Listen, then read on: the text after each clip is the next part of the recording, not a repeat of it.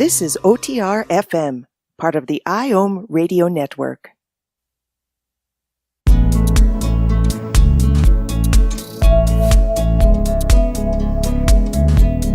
Welcome to the No BS Spiritual Book Club's live streaming interview series, where leading New Thought teachers, speakers, and authors share the intimate stories behind the 10 best spiritual books that inspired them the most on their spiritual journey. From well-known classics to hidden gems you might never have heard of, the No BS Spiritual Book Club saves you time and money by sharing reliable recommendations from those who've walked the path before you. The No BS Spiritual Book Club, the only no BS guide to the best spiritual books to inspire your own journey of self-discovery. Here's your host, founder of the No BS Spiritual Book Club, Sandy Sedgbeer.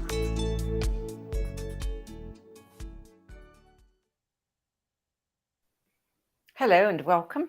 Joining us this week to share the 10 best spiritual books that inspired him the most on his life journey is writing coach, spiritual counselor, and accomplished screenwriter Mark David Gerson, who is a prolific writer with 21 books published and 3 more on the go. So we know how much he really loves books. And he's written all kinds of books, from fiction to personal development, self-help guides, compelling memoirs, and a fantasy series that seems to keep going and going and going, because I think you're working on the 5th one, you said. Is that correct, Mark? That is correct, yes. It started well, off it's as good to have you with us. It's wonderful to be back with you, Sandy. It's great. Thank you. Yeah, it's been a long time since we've had a conversation. It has. So you found this task much tougher than you expected. Why was that? Well, my spiritual awakening was 30 some years ago. So it was, and I think I've watched some of your other videos and listened to some of other guests, and it was like time traveling. It was like turning the clock back in time to who I was then, what I was going through then, and what I was reading and what I was discovering and learning back then. And to complicate matters, 7 times over the past 20-something years, I have shed everything I have owned. And that included all those books. So trying to kind of piece back together all that time without actually having the books in hand was a little more challenging. But what helped was that over the years I keep quotes of favorite quotes from favorite books, and I was able to go back and kind of travel back in time and look at some of those quotes and remember some of those books, some of which I'd actually forgotten, and go, oh yeah, they really did make a difference. It's you said about having shed everything so many times. I'm with you there. I've done it too. Was the hardest part of the shedding letting go of the books for you? Oh yeah. In fact, like the first time I did it, I had hardly any pictures on my walls. I had bookcases everywhere. The first place I lived on my own, there was an amazing secondhand bookstore just around the corner. And I'm afraid I was an addict. I would walk in there my way home from work, my way out every day, and I'd almost every day come home with books. In fact, I was unemployed for 3 or 4 months at one point, and it took every ounce of self-discipline not to walk into that store during that period. Before I left, I didn't have a car. And I actually called secondhand book dealers to come to my house to buy the books because I had no way of getting them out. There were that many. So yeah, that was tough. And I've never, you see books behind me, but I've never owned that many books since. When I was leaving America to come back to England, and had to get rid of all my books, which I'd, taken most of them across the Atlantic in the first place,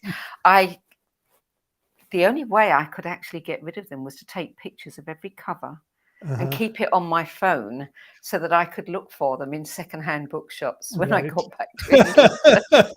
I get it. Well, of course, now we have ebooks, which does make that a little bit easier. Back then, that wasn't an option. And although I've replaced some of my music over the years, I also got rid of I had a ton of LPs. Remember LPs? I had a ton of LPs and CDs. I kept some of the CDs because they were more portable, but all the LPs went. So, thanks to streaming music, I've been able to kind of rebuild some of that library. Except, with the resurgence of vinyl again, we're all looking for those Right. LPs that we got rid of. Yeah, I have a 22-year-old daughter who was heavily into cassettes for a while, heavily into LPs for a while. I think maybe even into 8-track for a while. Remember 8-track? I do. So that was kind of strange for me. But yeah, I remember buying her cassettes for presents. Yeah. Wow. Your description of this process and how it affected you is, I think it's one of the best ones I've read, because it really does, for me, encapsulate everything that I wanted this process to be. I don't know if you've got it in front of you. I do. I cheated and I printed it out. That's perfectly fine. So you said each book on your list gave you permission to look within. Read the rest of that for us. Sure, I've got to find it first. Hang on a second.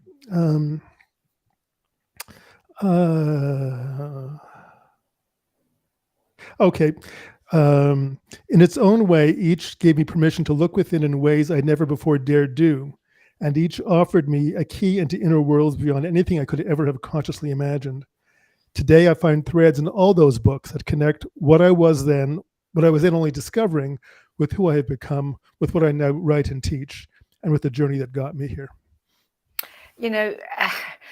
It's easy to just, skip over that. But I think if you really take that apart, it really does encapsulate what this kind of process can do for us, and what the books themselves do for us, because they live within us and they become part of who we become. Absolutely. And whether they're, they've all scattered clearly over the years, those 10 books and the many dozens of others I read at that time. It was astounding to go back to some of those quotes and look for some of those, look for some of those books online and kind of reacquaint myself with them and say, wow, this is kind of who I've become. And I had not connected those dots until I was forced to go back and look at those books. So how did you actually narrow down the list? Well, that was hard. First I went back and looked for a bunch of books I could possibly use. Part of it was choosing the ones that felt the most profound to me as I remembered. Part of it, frankly, was finding enough about them that I remembered that I could actually use them in an intelligent way. But really, it was mostly trying to reconnect with those moments in time, with who I was then, with what I was going through. And most of these books I read during the time of my spiritual awakening, and then a little bit later my creative awakening, because they both kind of happened hand in glove. So I read them all around, over the same several years. And I was astounded. I mean, as I rediscovered the books, the themes of my life haven't changed. They've evolved, but they haven't changed. It was an amazing experience. I'm very grateful to you for having invited me so I could have this experience. Oh, well, my pleasure. Just before we go any further, I just want to tell you that we are getting this little thump from your microphone every so often. I don't know if you might want to push it just a little bit away. Yeah. Okay. So let's start with book one, Fire in the Earth by David Whyte. This was published in 1992. So it was around that time. So I don't remember how I learned about David Whyte, but I was living in Toronto at the time. He was giving a reading and a talk at the Ontario Institute for Studies and Education, which was part of the University of Toronto, in a classroom. It was very low key. I bought a ticket and I went. Wasn't a big poetry buff. I guess whoever told me about it said you got to go, because I don't remember the details. And I was just blown away because I had never experienced poetry like that. I'm not even sure I'd ever experienced poetry read to me by the poet. but it was so heart-opening. And that's, of course, what I was struggling with myself at the time and would be in my writing as well. And just moved me so deeply and was profoundly spiritual. And of course, I bought the book on the spot. He had books to sell. And there's a bit of a segue into the next book because he read from Mary Oliver as well. And I bought that book at the same time as well. And both those books of poetry just spoke to me so profoundly about heart opening and about listening to the voice of your heart and following that regardless. And as someone who had always tried to fit in growing up and never really did, and who hid as much as he could. I mean, I have a vision of myself when I was, I don't know, 4 or 5 or 6. I had 2 favorite hiding places in the house when company came. One was behind the TV, which was a big console TV that sat in the corner, and one was behind a big armchair that sat in the living room. And those are my hiding places. I just hid from the world. And both these, both David Whyte and Mary Oliver, were all about taking yourself out into the world as who you are with an open, vulnerable heart. And of course, it terrified me, but it was the path. So Dream Work by Mary Oliver, published in 1986, is the second book on your list. Do you want to expand on that at all? Yeah, I want to. In my write-up, I actually shared a couple of lines from the poem that David Whyte read that just blew me away, and I've used those lines over and over the years, even if I've forgotten the book. And she wrote, "One day you finally knew what you had to do and began, though the voices around you kept shouting their bad advice." And of course, some of those voices are inner voices, the inner voices of fear as well. But again, it was all about who you are in the world and being your authentic self. Something that I had run from as hard as I could for many years, which is why I hadn't written as well. And suddenly I was being forced by me, really, to face that and to act on that and to be that. Mm. Yes. It's when you hear the words that somebody says that describe, how you feel and who you are, it really goes right the way through, doesn't it? It absolutely does. And those words I just read from Mary Oliver have stuck with me all these years, and I find echoes of them in my own writing, in my own books on writing, telling people or guiding people on how to express themselves and the best way to express themselves, because we all get bad advice. It's well-meaning advice almost always, but that doesn't make it good advice. And it's the best advice has to come from here ultimately, not from here. Does. And both those books and others on this list were really pounding that into me at a time when I really needed to hear that and to step up to that. So her book has 45 poems. You've read a few words that really resonated with you. Is there one particular poem that you love more than the others? It would have been that one, and I'm afraid I can't remember the title of that one. I don't own that book anymore either. I have to say, as I was going through these, I kept going on Amazon and being really tempted to buy all these books again, and really had to hold myself back because I don't really need them now, But it was just so tempting, and this was one of the ones that I thought, well, maybe I should buy this again, That's an interesting thing to play with, isn't it? Should I read that book again? Am I going to be disappointed because I've grown beyond it? Or am I going to find things that I was unable to understand? Well, and that's really interesting point, because I have reread my own books. A couple of years ago, I began a project of republishing new editions of all my books, so I had to reread them. And I was a little terrified at first, because for the exact reason you say, have I grown past this? Is it worse than I think? Is it worse than I remember? Am I going to want to make all these changes? And just as readers find things in books that writers don't know are there, which happens all the time and is both gratifying and a little mystifying, I found things in my own writing that I hadn't realized were there because I had grown into them. Yes. So I would be fairly certain that if I were to reread some or all of these books, I would find something new. But there's so many other books to read that it's hard to want to go back to the old ones. I know. I know. It's interesting what you said there, that you found things in your books that you've grown into. So it's almost as though when you were writing it, you were giving secret messages to your future self. Absolutely, in every book. Yeah. When I reread the first book, which was The Moon Quest, so it's my first book, my first novel. I didn't know if I knew what I was doing. Certainly consciously, I didn't know what I was doing.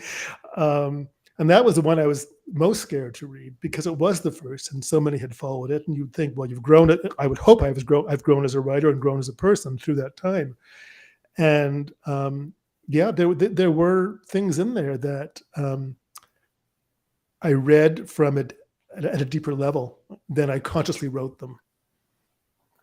Did you feel that you ought to go back and rewrite it? I mean, it's been some time since you wrote that book, and now you're on the 5th book in that series of Well, fantasy that was novels. my big fear. Would I want to go back and change everything? Was it not as well written as it could have been?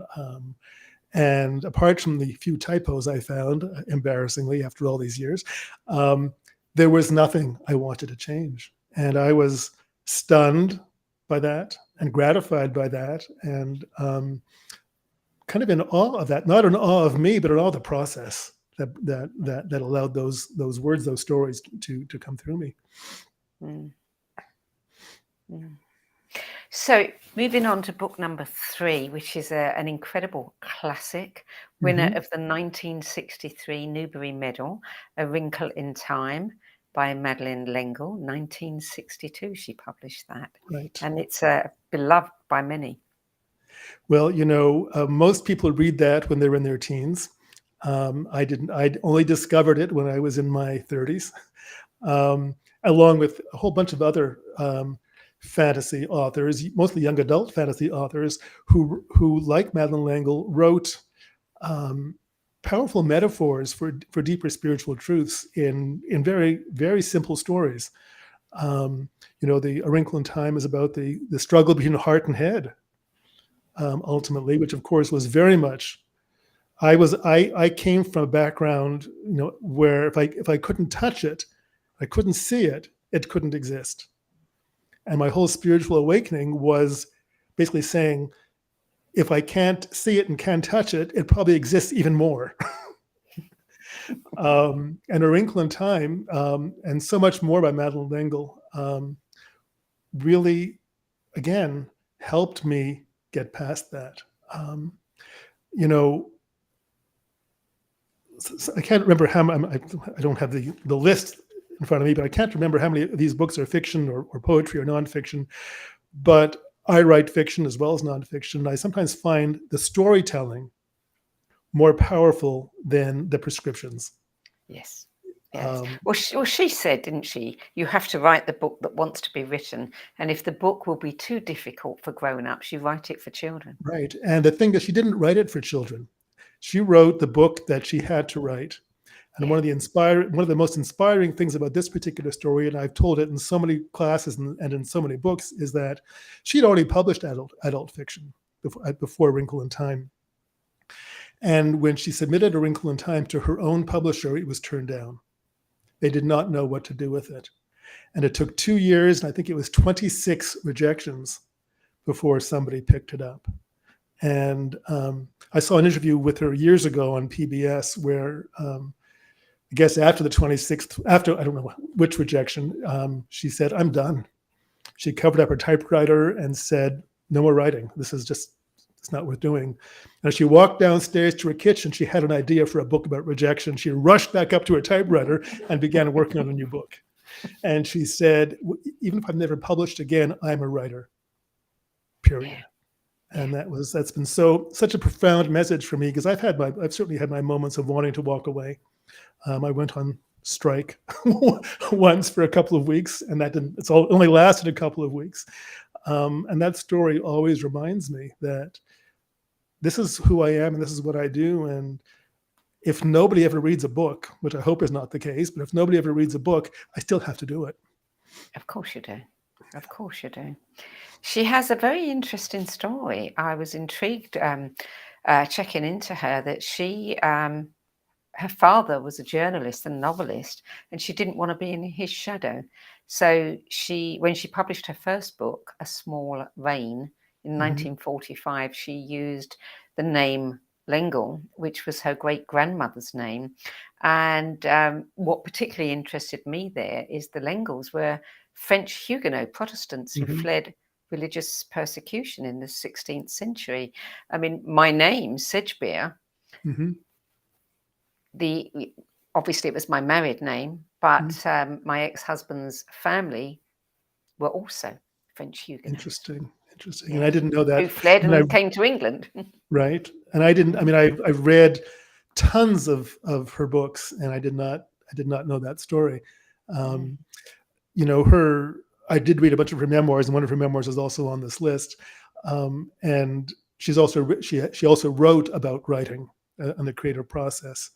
And all her books really spoke to me in terms of creative process and how I write, and ultimately how I taught and how I teach. And although she's Episcopalian and my spirituality is just kind of all over the place, there were so many parallels. Every once in a while somebody says, "Look, you could meet anyone living or dead, for dinner, who would it be?" And for me, it's always been her. Really?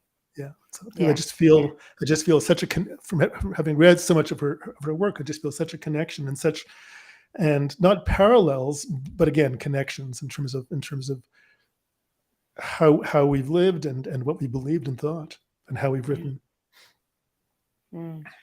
It's lovely when that happens. It is. And when I heard that she had died, I was heartbroken. Yeah. Felt you'd lost a friend. I'd lost a friend. I'd lost that dinner opportunity, Yeah.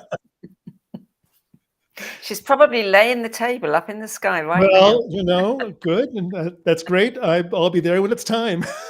Don't let it get cold.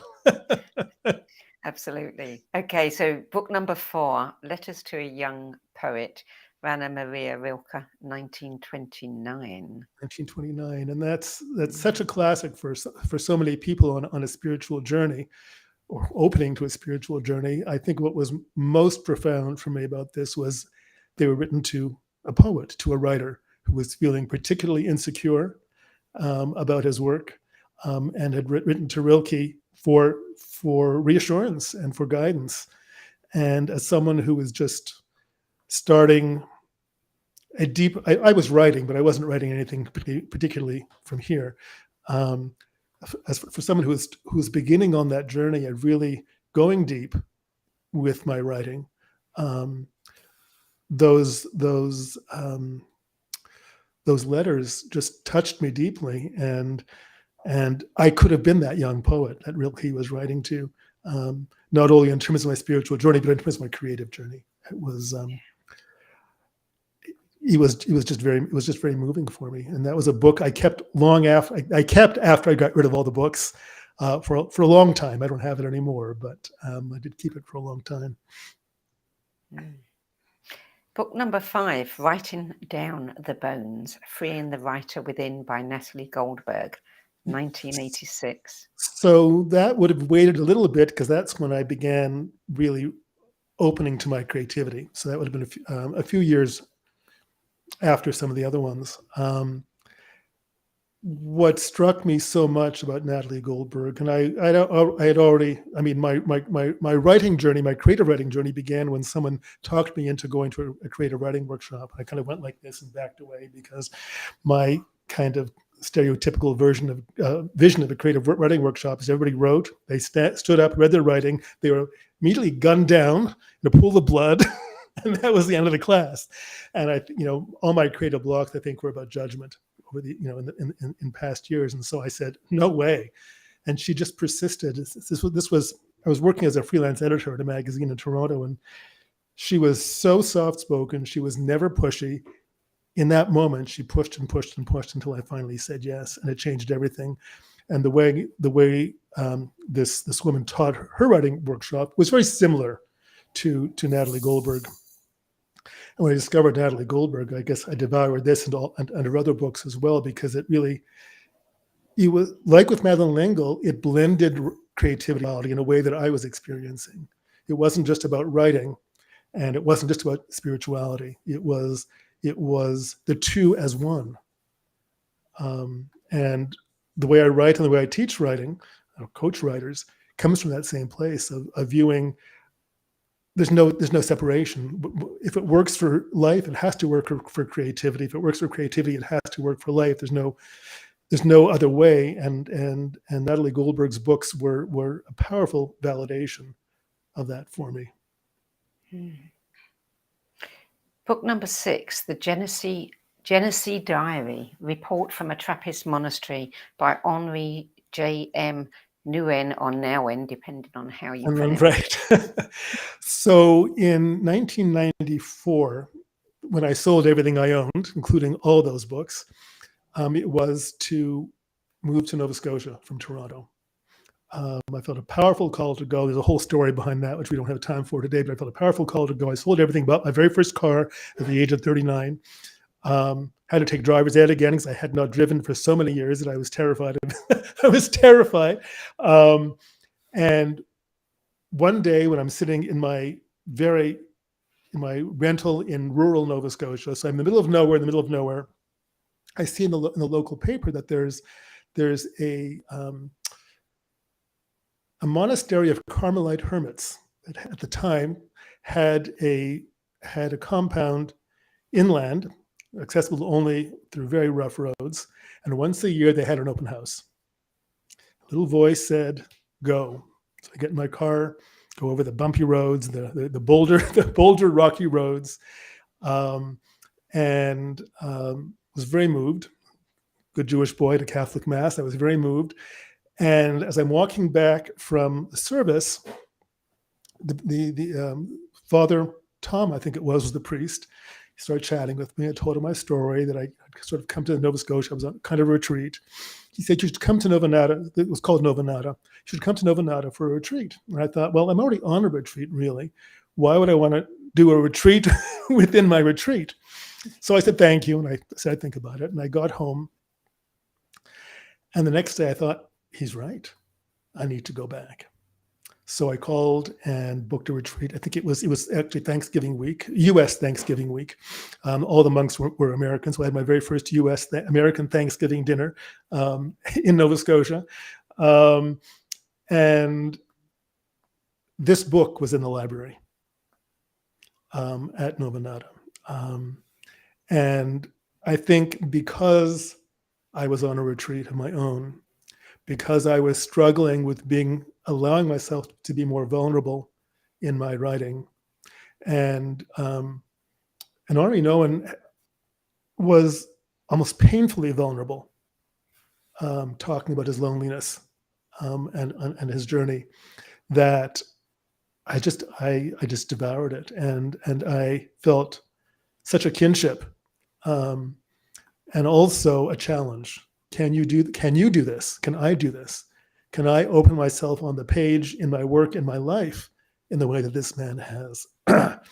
And I like to think I have over the years. And of course, revisiting this, because it's a book I had totally forgotten about, it reminded me that yes, maybe not to that extent, who knows, but yes, I have. And this was one of the books that I'm not going to say freed me, it challenged me to do it. You said it was the greatest gift that he gave you as a writer and a mentor. Yeah. Someone else I would have loved to have met, and in fact, he was in Canada. He lived north of Toronto, in a community for a while, I think before he died. Of course, I think I was already gone from Canada. I may have been gone from Canada by then, but still, another teacher, another mentor, another. He didn't know he was a mentor, but someone else. It would have been wonderful to sit down over coffee or dinner and just chat with. Mm. Your next book is one that we don't see very often on the I'm book club. surprised. And I am very surprised that we I'm don't. surprised. So it's always a delight when it shows up. It's The Little Prince by Antoine de Saint-Exupéry, Mhm. 1943. We're not as old as Letters to a Young Poet, but we're getting back there. Again, it's a story about listening with the heart, and that was exactly that's what my journey was all about. Listening with the heart, and the heart can see what the eyes cannot, which was expressed more eloquently in the book. But that's the journey. It's for me. It's not what you can see; it's what you can know. Yeah. It's not even what you can believe, or it's what you can know, and that has been my journey. It's I mean, I remember in my early days in Sedona, where going back many years, where people would see auras and hear voices. I could not see them. I had to sense them. I was never given proof. I'm a Reiki master. I have nothing I use a whole lot, but I remember in my early in my classes and my early experiences, people in the classes would say, "Oh wow, my hands are hot." Really, I felt nothing, but I knew where my hands had to go, and again, the whole journey has been about trusting what I can't see, trusting what I can't touch, trusting that in what goes beyond my physical senses. And this book was part of that. It's in very simple terms, it's listen with the heart. Yeah. I totally get what you're saying. I have the, same for me as well. Yes. And there is something, and it's coming across to me, just listening to you talk about some of these titles, is that listening with the heart for me is a very childlike experience. Mm-hmm. It strips away, who we've become as an adult and all of the things that we put on to be an adult. Right, and all the defenses we've put on. Yes, it takes you right back to that innocence, that naivety, that open-heartedness. We were talking before about going back over my books and seeing things I hadn't seen before. When we write from that place, we're not writing from here. So of course we're writing from the hidden depths that even we can't see in the moment. Yes. And I'm always challenged, because of course each book challenges you more than the last one, or why would I be doing it? I'm always challenged to go deeper and to trust the story. One of the things that I tell in my classes is that the story is smarter than I am, which again was proven by rereading these books and discovering things that I didn't know were there. So yeah, it's there if we trust it, and if we trust it, we don't always get to see it, at least not right away. And that's as true on a spiritual journey as it is on a creative journey, which is why, again, for me, the two just can't be separated. Yeah. Well, number 8 is Madeleine L'Engle's book, A Circle of Quiet. Mm-hmm. What was it about this book? This is the one where she talks more about her creativity and her approach to writing. I did read all her memoirs at the time. I read everything of hers I could find. Her books for adults, all the young adult fantasy, all the memoirs, everything. I just could not get enough Madeleine L'Engle. So we'll have a lot to talk about. So over that dinner. Be a long meal. Be a long meal. Yeah, we have eternities. It doesn't matter. But this was the book where she really went into more detail about her creative process.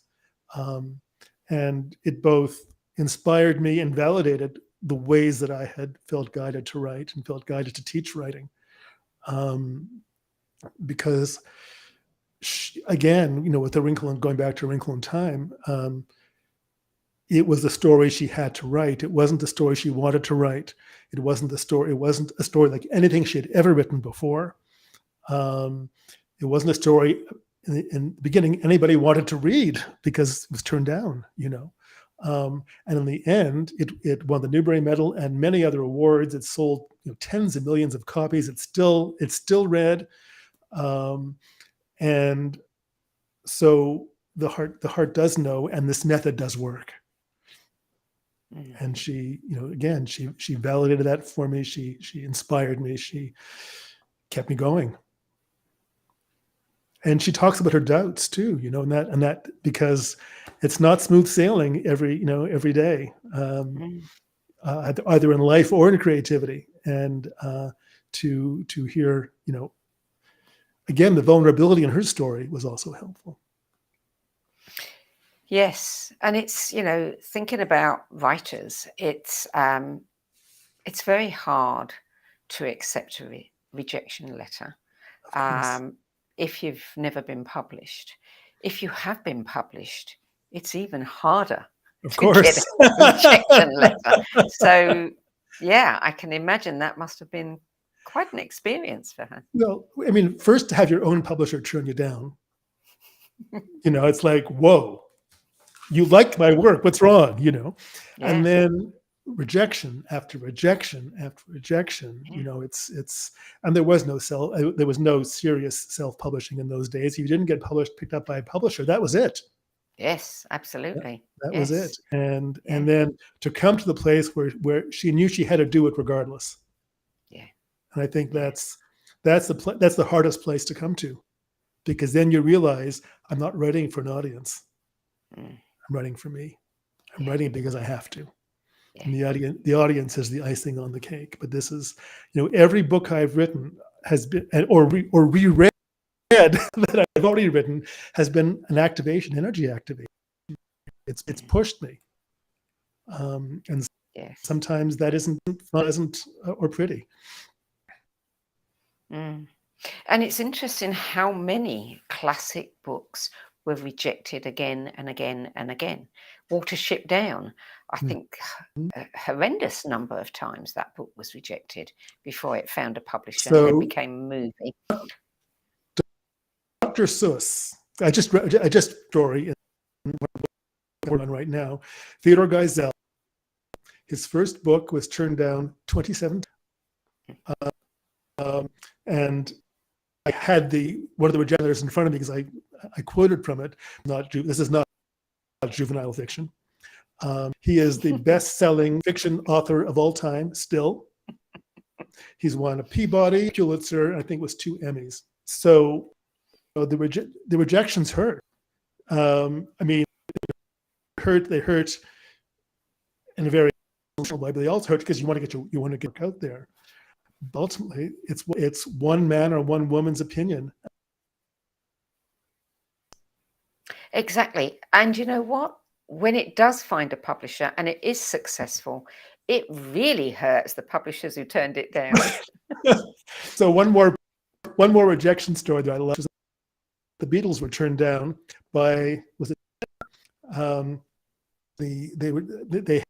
had a 2-hour audition on New Year's Day, and it was the same day that Wrinkle in Time was published on New Year's 62. And the letter they got back was nobody wants a 4-member boy band. Yeah. And the rest, I just so many stories like that. I wrote a children's story for very, very small children once, and I sent it to a publisher, and they wrote it back and said, "Today's children are not interested in magic." Now, this was probably back in the 70s, I would say, the late 70s. But of course, children are always all of us are always interested in magic. And I thought, wow, who are interested in magic? Yeah. I mean, tell me it's no good, but don't tell me children are not interested in magic. Right. And so many of them are like that. It's like, it's not, this is a crummy book. It's, who's going to want to read this? Yeah. That was the Theodore Geisel and Jean Le Carré. I think he has no future. Stephen King's Carrie was turned down many, many times. His wife pulled it out of the trash, and ended up selling 1 million copies in its first year. So yeah, lots of publishers kicking themselves in the you-know-what over the years. So if anyone's watching this who's been rejected, you're in good company. Just keep going. Very good company. In fact, all my books for writers have a chapter on famous rejections, which is how I know some of these stories. Okay, so number 9, I smiled when I saw this on your list because this was a book that I read probably about the same time you read it. And it was the first Arthurian book that I read. And, I've always loved the Arthurian mythology. And it is The Crystal Cave by Mary Stewart, published in 1970. And it may have been my first Arthurian story as an adult as well. And I did go on to read the rest of the stories in the series. And I was reading fantasy. That's what was sustaining me, Wrinkle in Time and some of the other books. I finally got through Lord of the Rings. I'd been given the trilogy as a bar mitzvah present. I could never get through it. And when I was back at Nova Nata, they had an audio recording, a BBC audio recording, dramatization of the first book. And I listened to that because I was in a community of hermits. I don't know to talk to. And I went out and bought the first used copy I could find and devoured it. So I was reading a lot of fantasy, and those with Arthurian themes particularly touched me. I can't say why. But this story touched me especially because it's Merlin's coming of age story. And in this version of the story, Merlin's parentage is questionable. And I had discovered, about a year after Mother died, so this was in the early mid-'80s, about a decade before all of this happened, that the man I thought was my father was not my father. And so to read Merlin's story about this visionary who is awakening to his gifts, who comes from a kind of a cloudy past, just spoke to me so profoundly on so many levels. And again, made me feel better about where I came from and where I believed I was going. And it's a lovely story, but apart from everything else, it's just a lovely story. That was one of the ones I was very tempted to pick up and read again just for the story. Yeah. I had to, after that, I had to read all of her books. Likewise. Yeah. So, book number 10, Journal of a Solitude by May Sarton, 1973. I've never heard of May Sarton. Yes, this was another book that I found in the Nova Nata library. I guess a community of hermits is going to have a lot of books about solitude and loneliness. Well, but I found that in their library, and again was very moved because I was on a retreat. I had left everything behind in Toronto. I left my friends. I left everything I owned. I had been to Nova Scotia once for basically just to check it out. When I felt moved to move, I had never been. Except, no, that's not true. I'd been through on the train once, but never spent any time there. And and my life since has been very solitary. I've been single most of my life. I've lived alone most of my life.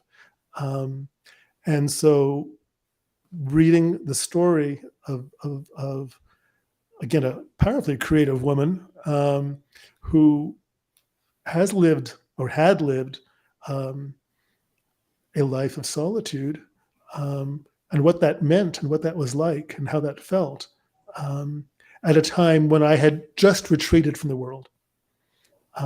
Double retreat, if you count the retreat within the retreat, was very moving for me. And she talks about things like isolation. She talks about things like self-doubt and letting go and failure and loss of faith. And those are all things that not only was I struggling with then, but I've dealt with again and again over the years, as do we all. And that was, again, one of the books that I had forgotten about. And when I revisited, I thought, those themes are still part of my life. You make the point that you say that if you've read my other recommendations, you'll have noticed that with the possible exception of Natalie Goldberg's Writing Down the Bones, none is from a spiritual teacher offering guidelines for living a spiritual life. And it's a very good point that you make. Stories told by storytellers, the personal experience is the teaching. It is. And, I one of the loveliest testimonials I ever got many years ago was that, I wish I could remember it word for word, but it was basically that it's not my books that are the inspiration, it's my life. And of course, the books are an expression of that, but the life has to happen first, or there are no books. Yes, yes. The things we have to do for art, eh? That's just what I was going to say. The things I've lived through, not as bad as some certainly, but they've been challenging. And one of my friends said, "Well, what would you write about? If those things hadn't happened?" And yes. I guess I'd find something else to write about. But I think when storytellers tell stories from the heart, it inspires others to allow themselves, to free themselves to be that vulnerable. Yeah. And which goes back to the beginning of our conversation about speaking from the heart and being vulnerable, allowing yourself to be open in the world.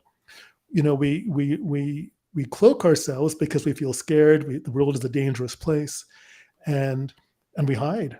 And I think a lot of my work is about encouraging people to come out of hiding, as I've felt I've had to do, and remove layer after layer after layer, and each book is a new layer for me as well as for my readers. Well, that is your 10 best list. Now let's talk about you. The first thing I want to know is, as such a prolific author, I was surprised that unlike others, you didn't include one of your own books on the list. Well, then I would have to include them all. Okay. No, that's not allowed. You only allowed one of your own. I know. I'm often asked which is my favorite book that I've written, and my stock answer, and I'll tell you the real answer. The stock answer is, well, that's like asking a parent which is their favorite child. But having said that, I think I would have to say that it's The Moon Quest because it was the first. Because it's a book about censorship and the freeing of storytelling. It's a book about being free to tell your stories. That's about being free to be vulnerable. And I'd come through so many years, decades of creative blocks. This was the book at the beginning of my spiritual journey that unlocked it all. And not only other books in what became a series, because it wasn't planned as a series, it wasn't even planned as a book. It wasn't even planned, period. It actually happened in a writing. It began to happen for me in a writing workshop I was teaching. But I think it's because it launched everything in terms of my own creativity and my own ability to go deep and tell stories. That I would have to say that's my favorite. But as I reread all the books, especially the fiction, I think I'm most insecure about the fiction when I'm feeling insecure. Again and again, I kept saying, "Well, who wrote this?" Because it certainly couldn't have been me. Again, when we write from the heart, when we surrender to the story, yes. Then it's not our story anymore. It's everyone's story. Yeah. And that's writing what you know is not about writing about flying airplanes if you're a pilot. It's about writing what's in here. Yeah. Because what's in here is universal, is common to everybody. And you can write a story about flying a plane, but you write it from here, not on the surface. Yeah. And I think again the Moon Quest was the beginning of that for me in a real way. And that's the book it isn't the book that took me it's a book that took me the second longest to write. Would you say that was also the book that you most enjoyed writing? God, no. It was an experience of, it was the most profound experience of letting go I'd ever had, because I did not know the story. I knew nothing about the story, except as it was coming to me every day. Sorry, the dog just heard something outside. And so it was letting go control in a way that I'd never let myself go. And there were days when I didn't know what I was going to write from one word to the next, let alone from one page to the next. It was terrifying. It was absolutely terrifying. And early on, I forced myself to write in bed first thing in the morning, because I knew once I got up, I would find excuse after excuse after excuse to run screaming from it. And then finally, of course, I surrendered, and it was easier, but it was not the most fun book to write, and it was not the easiest book to write. But it was a book that freed me to do everything else. And what about the other books in the series? Were they easier? The Star Quest was the hardest, actually. The Sun Quest was the easiest. And those, so when I began the Moon Quest, of course, as I say, there was no, it would be a one-off book. I had no plans to write fantasy. I had no plans to write that book. I just kept going to see, I was curious to see where the story would go. Partway through, I recognized there would be two other books that would be called The Star Quest and The Sun Quest, though I had no idea what they would be about. The Star Quest took me 11 years to write our first draft. I started that first draft 3 times before I could finally finish it. And I think sometimes we have to grow into the books we're writing. The books are way ahead of us. And I think I needed certain experiences before I could complete it. I also didn't realize that I was writing part of the Sun Quest when I was writing the Star Quest. I couldn't figure out why it wasn't working. And when I began to write the Sun Quest, I realized chunks that I'd removed from the Star Quest were actually part of the Sun Quest, which is why that was the easiest book to write, because I'd already written part of it. I wrote that first draft in 3 weeks. So that just gives you a sense of, and for a long time, I thought that was the end of the series. It was a trilogy. It was over. It was done. And a couple of years ago, I was living in Portland at the time. I just knew there was another story. And I thought, well, but it comes to a completion. How is there another story?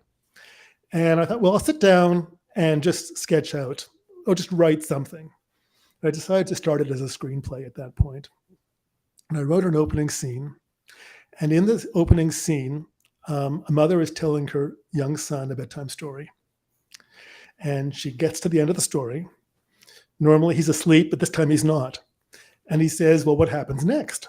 And she says, that's the end of the story. And he says, no, it's not the end of the story. And she says, that's the end of the story. That's because she's referencing the story from the Moon Quest, Star Quest, or Sun Quest, because in that time those are history. It's generations later. And he said, but in the Moon Quest story, Elisha says stories never end. So how can it be the end of the story? And I went, oh my! I went, oh my God! The story is telling me it's not over. So just get on with it. And of course, that book, the fourth book called The Bard of Bryndoon, came out, which sounds very Celtic, although it's not. It came out about a year ago. I think a year ago, August.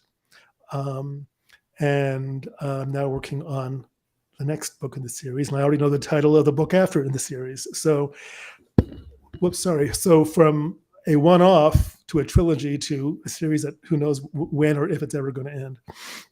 Wow. And some movies are going to be made? So I have an independent producer originally interested in the Moon Quest, and now interested in all of them.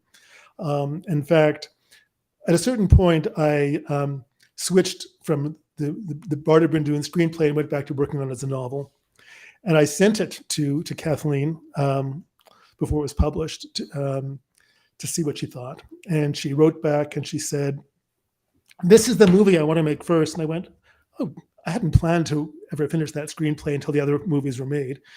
And, you know, the movie business just drags on and on and on, and COVID didn't help, and raising money, especially for big budget movies, is a challenge. So it's happening, but it's the tortoise in the race, you know. But because she loved The Bard of Bryndoon, a book I was very insecure about so much, I actually went back and finished that screenplay. So I have 4 screenplays ready to roll, and hopefully in the next couple of years, this will get moving again. So you've also written a book called Organic Screenwriting, Writing for Film Naturally. When did, film and screenwriting crop up in your life? So the Moon Quest had not been published yet, though I'd had an agent, and she hadn't managed to place it, so I was just kind of sitting on it. I was on the phone one day with a friend, and she said, "You should write a screenplay." I thought, I don't know anything about screenplays.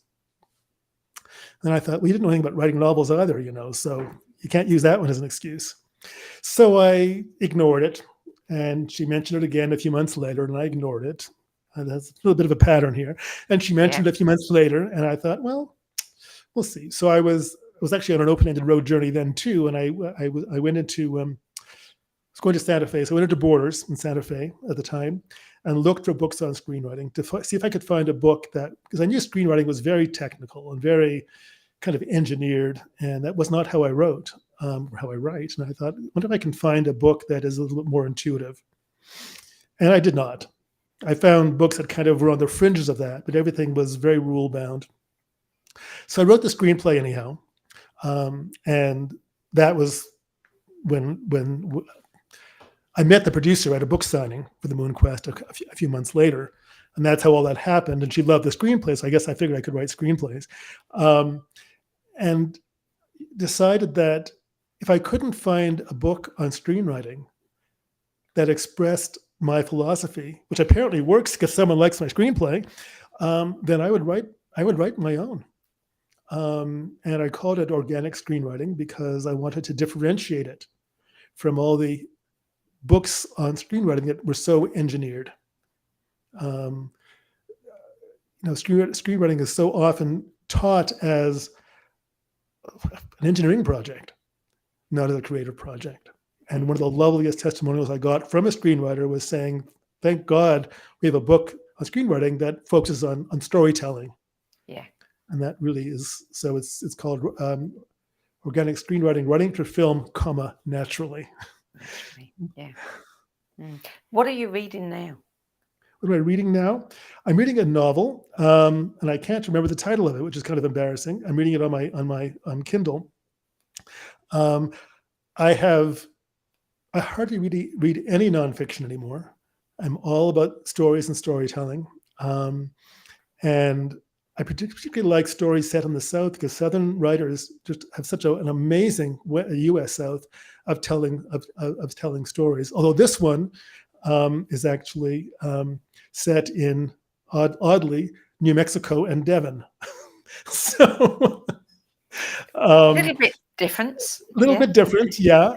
So I got my New Mexico bit in there, but it's also told from women's perspective, and a lot of the fiction I'm reading are also women's stories because they tend to be more open and more vulnerable, and less about action and more about character. And it's stories that are about people that I care about. If I don't care about the people, I don't care about the story.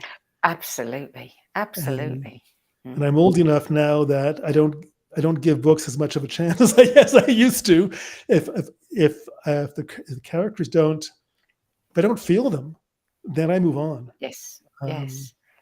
It's an interesting thing you're saying there, because I'm the same, and I have little tolerance, but I've become an Audible fan, and the thing that I'm noticing, if the voice isn't right, then that's what Right. Right. kills it for me. The voice has to be right. If I hear a voice that feels so wrong, I just can't Mhm. finish the book. So the book is called The Lost Girls of Devon. The Lost Girls of Devon. Okay. Yeah, Lost Girls. I just cheated and looked at my phone. Lost Girls of Devon, and it's a generational story. So there's a mother, her daughter, and her mother. I think I've heard and of this. yeah, and I think it won some awards. Yeah. I have a hard time with ebooks. With the audiobooks because my mind wanders. So Really? yeah, I go off and I suddenly realize I've missed too much. So having said that, I'd love to see my books as audiobooks. I get that asked a lot. One of these days. Well, I have to listen to Audible because I have to differentiate between the books I have to read for all the interviews, Right. which are usually nonfiction, and the Mhm. books that I want to read. Right. So I do it in the car when I'm driving, and that way, I'm a captive audience. Right. Well, I'm glad I gave you some fiction to break things up for you on my list. Yes, yes. Well, before we close, the $64,000 question. Mhm. One of my favorite authors, the late best-selling author Jorge Luis Borges, said that when writers die, they become books, which is, after all, not too bad an incarnation. Indeed If that not. is true, what kind of book would you like to become? Ooh. Well, it would be fiction, absolutely. It would be a story told from the heart, and it would probably be a fantasy of some sort, something from another world, something that speaks. Fantasy allows us to forget about this world and get our messages unfiltered by the distractions of this world. Yes. So I think that something that is of another time, another place, another world, that speaks from the heart, and just has amazing characters in it and touches people deeply. Good answer. Mark David Gerson, thank you for adding your 10 best list of spiritual books to the No BS Spiritual Book Club's library of recommendations. I've It was a really pleasure. enjoyed talking with you. Likewise. Thank you, Sandy. It's always lovely to talk to you. You too. Well, you can learn more about Mark David Gerson's books and his spiritual counseling and coaching services at his website, markdavidgerson.com. Now, before we close, as you all know, the spiritual book market is becoming increasingly crowded and it's becoming ever more challenging to sort the wheat from the chaff, which is why we launched the No BS Spiritual Book Club. So we could provide you with trusted recommendations from authors, teachers, speakers, and others who walked this path before you, like Mark David. So please check out our free 10 Best Spiritual Books archive at the No BS Spiritual Book Club. .com. You'll also find previous episodes of this interview series, and you can add your name to our Save My Space list to get last-minute reminders of upcoming episodes. That's it for this week. I'm Sandy Sedgbeer, and I'll be back with another edition of the No BS Spiritual Book Club's interviews at the same time next week. Till then, it's goodbye from me.